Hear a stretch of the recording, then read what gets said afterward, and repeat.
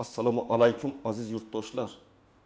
Bugun men pensiya olayotgan har bir inson ota-onasiga, buvisi yoki bobosiga pensiya masalasida yordam berayotgan har bir farzand uchun juda muhim mavzuni tushuntirib beraman.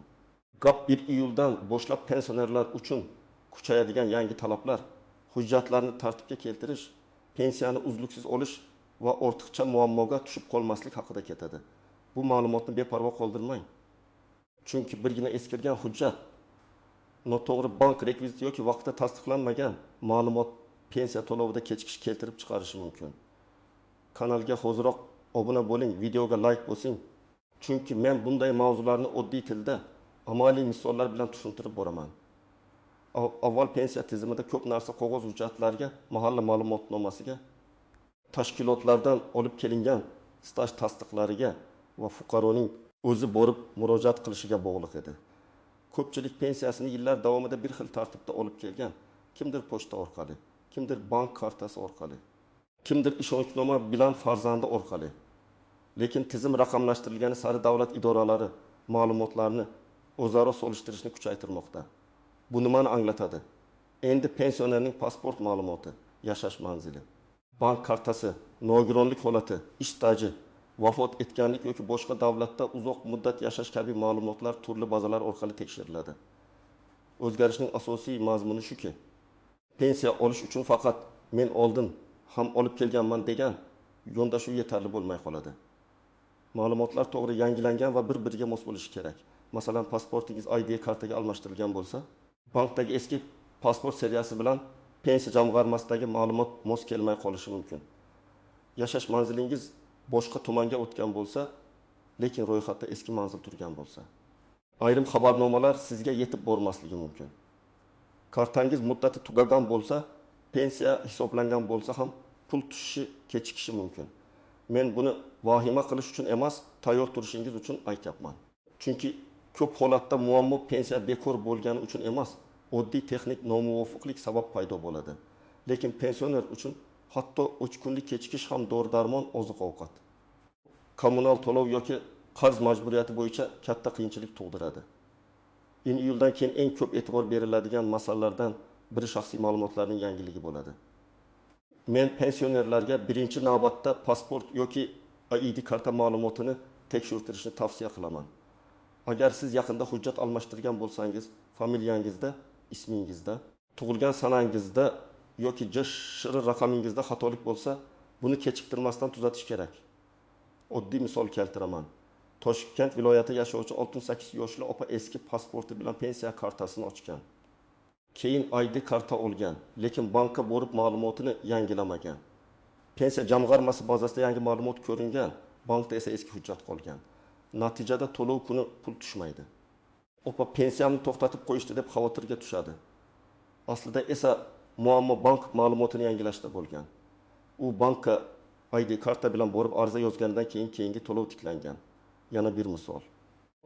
72 yoshli otaxon boshqa tumandagi farzandining uyiga ko'chib o'tgan, lekin doimiy ro'yxatini o'zgartirmagan. Tizimda u hali eski manzilda ko'rinadi. Ayrim hollarda pensionerga yuboriladigan ogohlantirish, chaqiruv yoki ma'lumotnoma so'rovi eski manzilga boradi. Pensioner esa bundan bexabar qoladi. Shuning uchun manzil masalasiga jiddiy qarash kerak.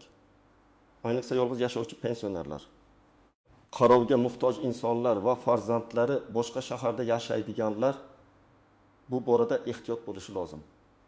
Kimlar ko'proq e'tiborli bo'lishi kerak? Birinchi navbatda hujjatini almashtirganlar, boshqa hududga ko'chganlar, bank kartasi muddati tugaganlar, ishonchnoma orqali pensiya olayotganlar, nogironlik pensiyasi olayotganlar, bo'g'ichisini yo'qotganlik pensiyasi olayotgan oilalar. Shuningdek, xorijga uzoq muddatga ketgan yoki kelib ketib yuradigan pensionerlar.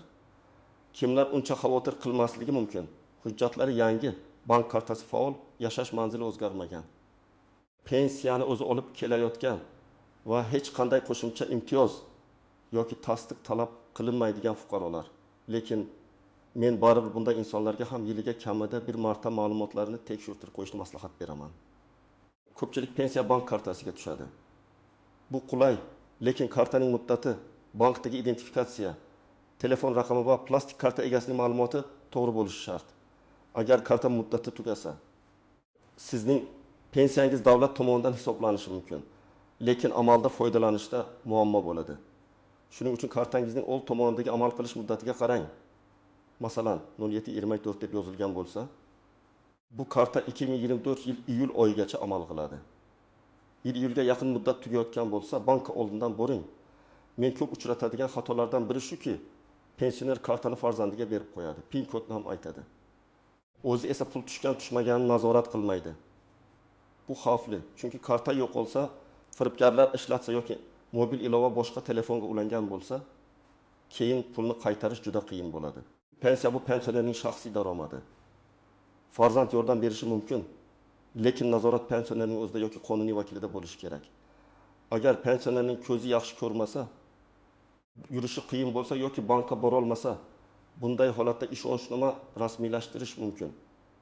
Lekin ishonchnoma ham tartibli bo'lishi kerak. Kimga berilyapti, qaysi muddatga? Aynan pensiyani olish huquqi bor yo'qligi aniq yozilishi kerak. Ba'zan umumiy ishonchnoma bor, lekin bank uni pensiya olish uchun yetarli deb qabul qilmasligi mumkin. Shuning uchun notariusda hujjat tuzayotganda pensiya mablag'larini olish, bank hisob varag'ini yuritish, karta olish va zarur arizalarni imzolash kabi vakolatlar aniq ko'rsatilganiga e'tibor bering. Nogironlik pensiyasi yoki nogironlik nafaqasi olayotgan fuqarolar uchun alohida e'tibor kerak. Agar nogironlik muddatsiz belgilangan bo'lsa, odatda qayta tasdiqlash talabi bo'lmasligi mumkin. Lekin nogironlik ma'lum muddatga belgilangan bo'lsa, tibbiy ijtimoiy ekspertiza muddati tugashidan oldin hujjatlarni yangilash zarur. Aks holda to'lov vaqtincha to'xtab qolishi ehtimoli bor. Masalan, bir fuqaroning nogironlik guruhi o'tim uyungacha amal qiladi.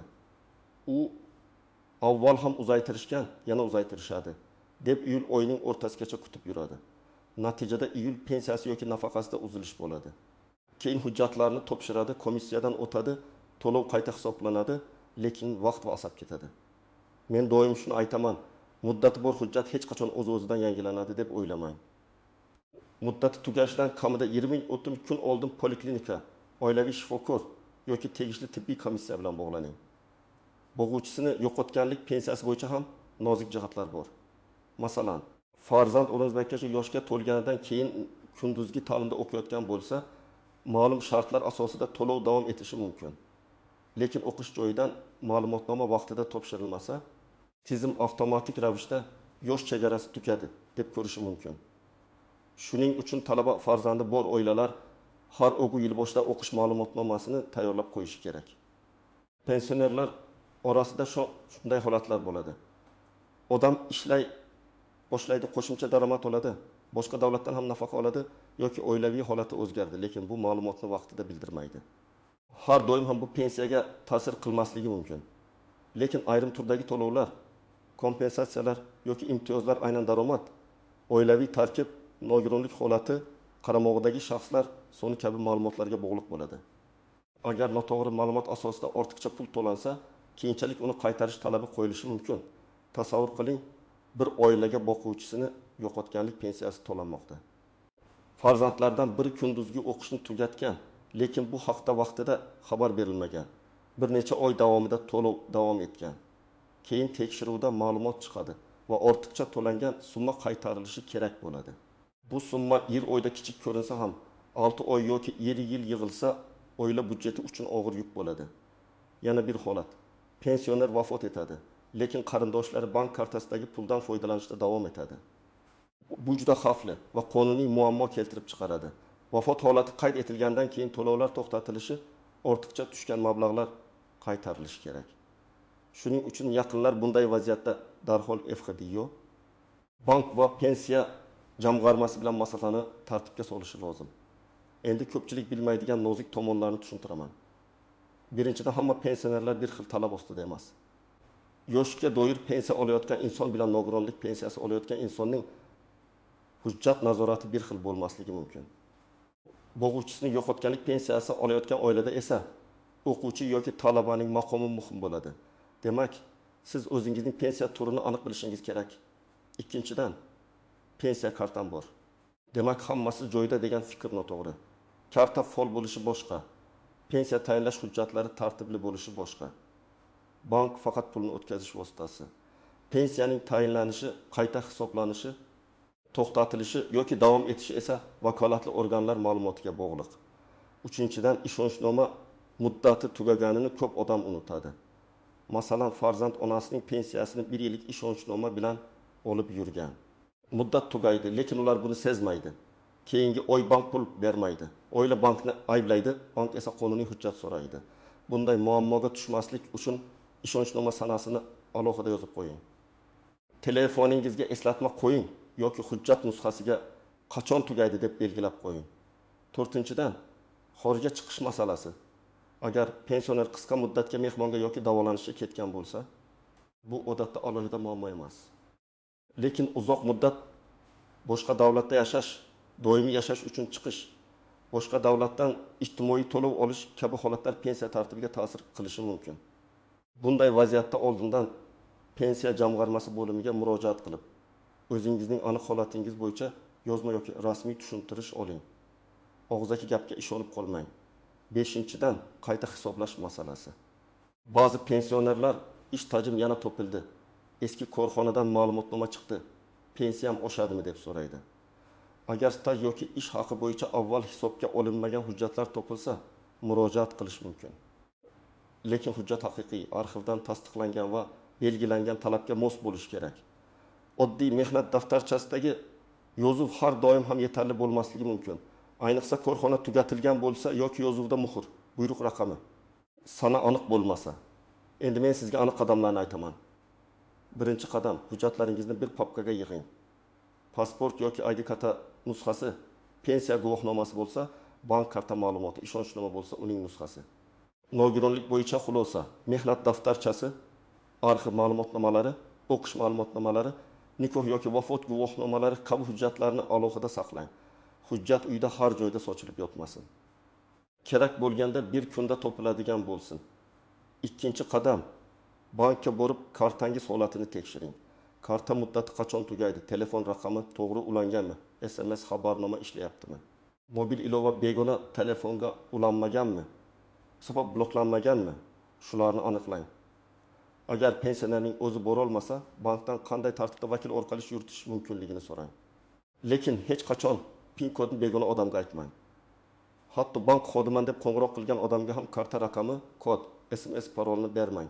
3-qadam. Pensiya jamg'armasi bo'limiga yoki tegishli xizmat markaziga murojaat qilib, ma'lumotlaringiz mosligini tekshirtiring. Mening pasport ma'lumotim yangilanganmi? Yashash manzilim to'g'rimi? Pensiya turi bo'yicha qo'shimcha hujjat talab qilinadimi? Kartam rekviziti to'g'rimi deb so'rang. Agar imkon bo'lsa, murojaat natijasini yozma shaklda yoki elektron xabar ko'rinishida saqlab qo'ying. 4-qadam. Muddati bor hujjatlarni alohida nazorat qiling. Nogironlik muddati, ishonchnoma muddati, karta muddati, talabaning o'qish ma'lumotnomasi muddati, vaqtinchalik ro'yxatdan o'tish muddati bo'lsa, bularning barchasini yozib chiqing. Men tavsiya qiladigan oddiy usul, daftar oching va muhim sanalar deb yozing. Har bir hujjat yoniga tugash sanasini qo'ying. Farzandingiz yoki yaqin qarindoshingizga ham shu ro'yxatning rasmini yuboring. 5-qadam. Agar pensiya kechiksa, vahima qilmang, lekin kutib ham o'tirmang. Avval bankdan pul tushgan-tushmaganini tekshiring.